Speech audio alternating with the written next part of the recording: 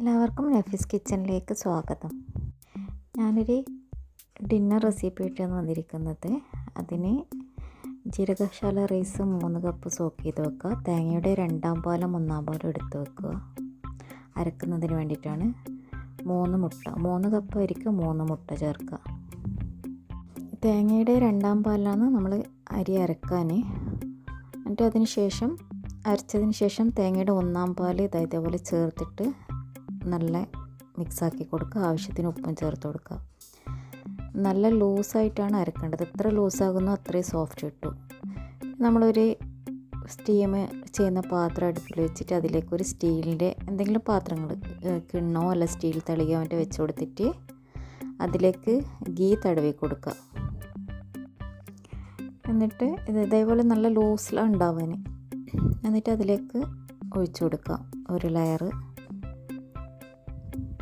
ഇതിൻ്റെ പേര് കിണ്ണ റൊട്ടി എന്ന് പറയും, ഇതൾ റൊട്ടി എന്ന് പറയും, ഇതളപ്പം എന്ന് പറയും, തിരൾ റൊട്ടി എന്ന് പറയും. ഓരോ ആൾ ഓരോ പേരാണ് ഇതിന്. നല്ല കുറച്ച് റിച്ചായിട്ടുള്ളൊരു ഡിന്നർ ഐറ്റമാണ്. ഡിന്നറിനും നമ്മുടെ പാർട്ടിക്കൊക്കെ അധികം ഉണ്ടാക്കുന്നൊരു ഐറ്റമാണ്. ഈ സ്റ്റീലിൻ്റെ തളിക ഏകദേശം ഫുള്ളാകുന്നത് വരെ ഇങ്ങനെ ഓരോ ലെയറായിട്ട് ഒഴിച്ചു കൊടുക്കുക.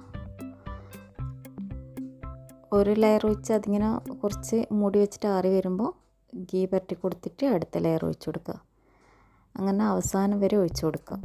സെയിം സംഭവത്തിൽ തന്നെ ഒരു 2 സ്പൂണൊക്കെ ഒഴിച്ചിട്ട് കുറച്ച് കട്ടിയിൽ ഒഴിച്ചിട്ട് ഇതേപോലെ ഗീ പരട്ടിയിട്ട് ഫില്ലിങ്സും വെച്ചിട്ട് ചെയ്യാൻ പറ്റും. ഇതൾ റൊട്ടി നമ്മൾ ചെമ്മീൻ്റെ ബീഫിൻ്റെ ഒക്കെ ഫില്ലിങ്സ് വെച്ചിട്ടും നമുക്ക് ചെയ്ത് കൊടുക്കാം. നല്ല ടേസ്റ്റിയാണ്.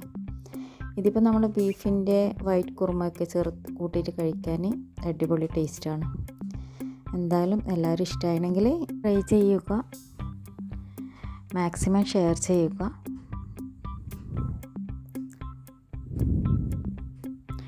നല്ല സോഫ്റ്റ് ആയിട്ടുള്ള ഒരു സംഭവമാണിത്.